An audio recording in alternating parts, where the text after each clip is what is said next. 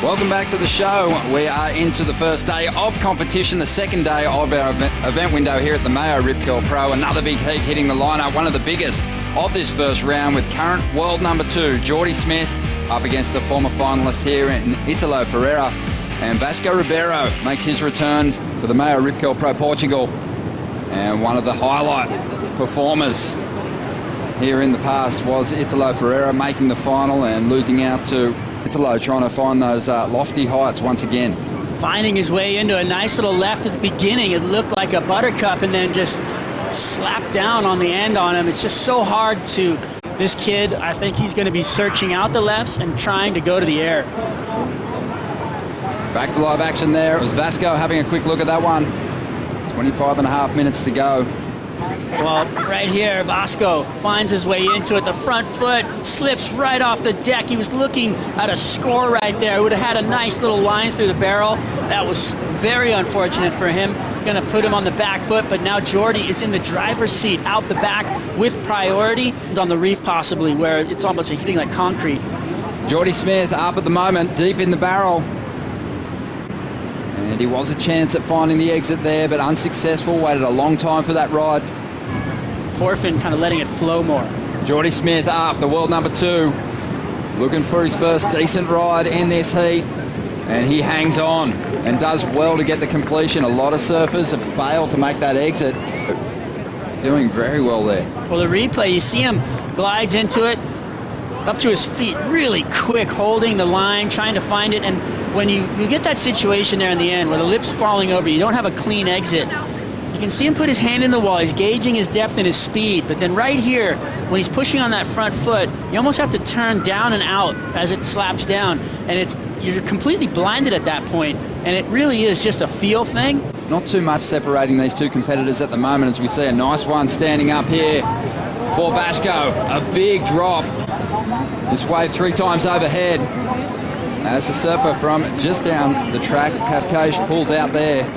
So not a lot of points in it, but super impressive to watch. And he also didn't look 100% sure-footed to me here. He looks a little sketchy. He's not like setting in the rail and driving. He was undecisive on the barrel. So I feel like he's yet to settle into this heat.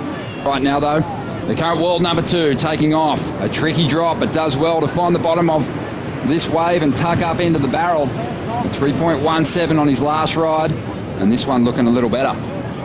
Oh yeah, it was a pleasure. Not an easy drop right there, pushing over the ledge and slipping right up under the lip. A perfect kickstall, so he just formed his way into that corner and then slapped it. But look at this drop, almost airdrops. And this bottom turn to kickstall right here, getting on the back heel, pushing away, just getting underneath the lip, letting it fall over him, and then gaining speed to come out for another turn.